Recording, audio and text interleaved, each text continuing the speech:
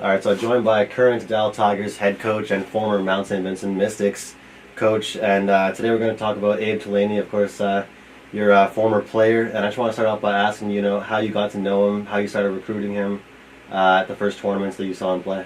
Yeah, I'll tell you, I can remember exactly the first time I really saw him play was his grade 11 year. He played in the All-Star game, and it happened to be at CPA, Charles P. Allen High School, where I taught, so I was watching the game, and I really didn't know too much about him. I hadn't really saw him play, but I heard that, he's a double-double man.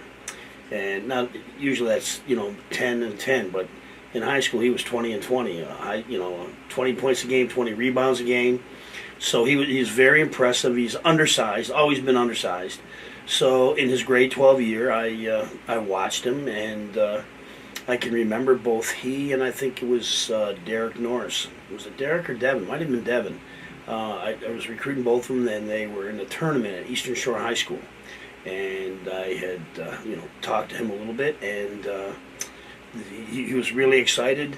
The one thing I always said about Abe was that if he was 3 or 4 inches taller, there would have been no stopping him, because he really was 5'11", and I can remember games he'd be going up against guys 6'7", 6'8", and totally dominating them. So, I don't think he was really that highly recruited by any AUS because of his size. And in high school, he was more of a forward. He wasn't a guard. He developed later into a guard after he left the Mount. But really, that's how it happened. And I just, spoke to him. And, he was a very modest, very humble, very approachable guy. The consummate gentleman. When I think of Abe, off the court, you wouldn't find a nicer guy. And like we were talking earlier, on the court, it's Dr. Jekyll, Mr. Hyde. Rip your head off if he has to win. And that's one of the reasons, just the intensity that he brought every day. And I love the kid like a son. Well, he's not a kid anymore, but he's one of those guys over 25 years or almost 30 years of coaching now that every time I think of Abe, he just makes me smile. Well, you mentioned that Eastern Shore tournament. I'm really curious as to, specifically towards his game, what did you see and what did you like that you thought it would affect and bring good to your team at the Mount? Well, first of all, just the intensity. You can't coach that. You can't teach that. It's just there. It came from within. And like I said, even though he was undersized, he played much bigger than he was. So in the ACAA, as opposed to the AUS, size matters. But, having played in the AUS and coached in the AUS and ACA, I've been, involved basketball around here for 35 years. He would have played in the AUS and he would have done fine. There's no doubt in my mind, because he would want it more than anybody else. And so what he would lack in, let's say, physical attributes, size, just height. Because strength-wise, I had 3 guys, Stevie Morris, Damian Gay, and Abe, and I called my 3 pit bulls. And when they were together and they played together, I think their league record was something like 112-2. They refused to lose. And Abe was just that. I'll tell you what else made Abe special. He was a team first guy. The one year we had Jason Carlson, who came from Seattle, Washington, 6'8" guy, when we went to the national final. And Abe gave up his starting spot, and he still played a ton. But, with Abe, it was always team first. And, I just think that his heart, his desire, his intensity, his desire to get better every day. A lot of times kids would just work, kids would show up and go through the motions. Abe would never do that. Abe just wanted to be the best he could be, and, he's done very well. Well, talking about how great of a player he is and how dedicated he is, Abe mentioned to us that he's still holding the all-time rebounding record and points record for the Mount St. Vincent Mystics. So, how special is that for him to have those records and to be able to cherish those? Well, I'll tell you, I'm not surprised. Abe is very astute when it comes to numbers in that regard, because over the years we've had especially some of my earlier teams with Andrew and Anthony McNeil, and I mentioned Damian Gay, but Damian was only there for 3 years. So some of the guys that were really good rebounders over my 25 years there, they only played 4 years. Abe was there for 5, so I have no doubt that Abe would be number 1, and for somebody to be at the top, he's well deserving. He would be kind of like your poster child that would be typical of somebody that would be a board man like Abe. Well, he mentioned to us that he was at the Nationals. You guys went so far with that team. He was an ACAA All-Star as well. And we really want to know what separates him from other players. You talked about his intensity, but if you could just elaborate on him compared to certain other players in the league, what really sticks out for Abe? Well, I think there are a few. I think Abe probably went to the national tournament every year he was at the Mount. Maybe his first year. I think we might have lost in overtime in the ACAs. I think we might have lost Kings that year. But he went 4 times, and his first or second year, we were seeded 8th, and we were playing the number 1 team. Actually, it was at Sheridan in Brampton, Ontario. And it was the first time that a number 1 team had lost to a number 8 team in the tournament. And they had a couple of big boys. And the pivotal point of the game was when they're all Canadian. It was Fraser Valley. He and Abe hit heads. And the guy went down, he was bleeding like a stuck pig, and they had to tape him up, and he was done for the night. And Abe just got up, shook his head, and just went on. And, I think that's sort of typical of Abe. I mean, if you were ever in a fight, you'd have to kill him. That's the way I always described him. He's just, his desire, his intensity, and as driven and as motivated and as tough as he was on the court, off the court, he's a gentleman. Thank you, please. His mom and dad did a great job raising him, and, it's just he just always wanted to be the best he could be, and he had certain goals that he was motivated to achieve. And he played in Lebanon, and he played professionally, and he played locally here for the Rainmen. So I just think that just the innate intrinsic drive and desire to be the best he could be. And for anybody who said that he couldn't do it because he was too small, he's the kind of guy that would take that sort of doubt or criticism and use it for jet fuel. And that's what he did. Well, he played all 5 years for the Mount, and Abe mentioned to us he was the first player to actually cover those all 5 years. So, we just want to know what he meant to the Mount program. Oh, he was the heart and soul of our teams. And, I think, first of all, very few freshmen for me start, and he started as a freshman.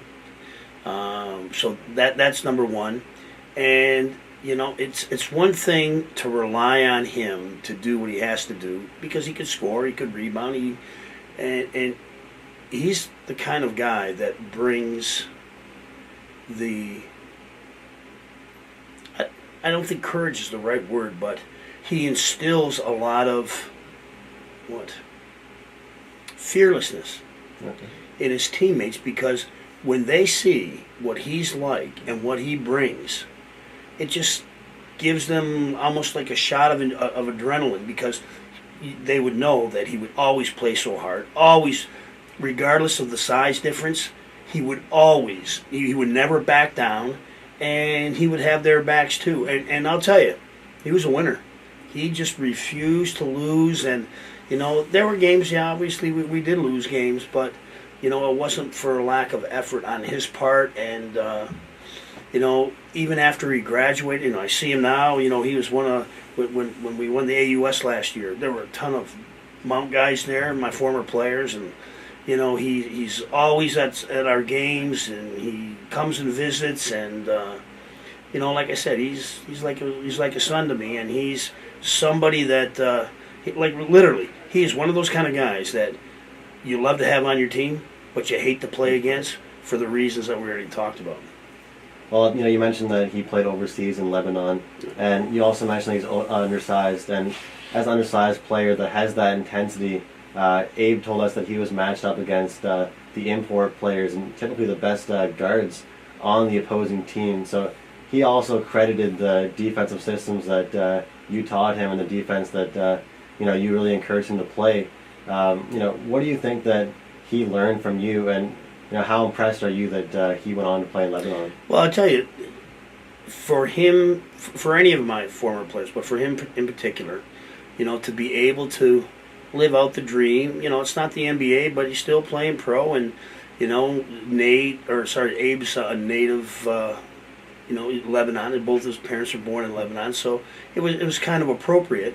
They had a chance to go to the country of his parents' birth, and unfortunately, because of all the civil strife over there, that they've had to scale back the league a little bit. But I think there are a lot of things. A lot of people know that I taught high school for close to 33 years, and I think with my students and with my players, I try to challenge them every day to get the best out of them. And some days they would hate me, but I think after all said and done, me driving and pushing and just trying to get every little bit of energy and effort out of them, it's kind of like when you look back after it's all said and done. I think most, not all, but most players or students that I have knew that I had their best interest at heart, and I think just some of the intangibles, working hard, and a lot of the skills. We definitely stress defense, but I know as a pro over in Lebanon, he became a guard, and to me that's kind of phenomenal too, because at the Mount we didn't need him to play guard. I mean, we didn't have a lot of big guys, so he was forced to play inside, guard the bigger guys. But yeah, that's a testament to his commitment to being the best he could be, that he, developed a handle and could guard guards who were probably in some cases a lot quicker. But, I think, he learned a little bit from me, but I think a lot of it was that, what he took and what he built on, and how much he really wanted to play overseas. Well, you described that, players can kind of learn from his work ethic. Would you describe him as a big leader on your Mount Mystic team? Yeah, he was. He's one of those kind of guys. He could be vocal, but he wasn't always. It was sort of like he led by example, and he was quiet. But there would be times when he had enough, okay, and then he'd let you know. So there was kind of like a tipping point for him to explode. But he just led by example, and just when you see somebody working that hard every day, and the rest of the guys not, well, he pretty much, by example, brought their level of play up to where it had to be. Okay. During the 2006 conference finals versus King's College, Abe recalls his memorable rebound falling out of bounds and calling a timeout. And following this season, you guys went back-to-back and had undefeated seasons, going on to win the national championship. If we were to tell a coach or a scout right now about Abe's play, and if he wanted to continue to play, what would you tell them about him? Well, first of all, I would say that what he lacks in just skill set or size, he would more than make up for with effort, energy, intensity. There's nothing he wouldn't do for the betterment of the team. He's a very, very, very coachable young man, and he's gonna listen to what the coach says. He's team first, I think really what he brings, like I said, if he had to guard quicker guards, he might have to struggle a little bit. But I know that he's developed some of his guard skill set since he left the Mount. So, but it's just his attitude, his coachability, his work ethic, his commitment and desire, and he just wants the best. He just, he doesn't monkey around. He doesn't want to waste time. He doesn't want to waste energy. He's all business on the court, and when he crosses the lines, he's going to bring 100% every time without having to be told.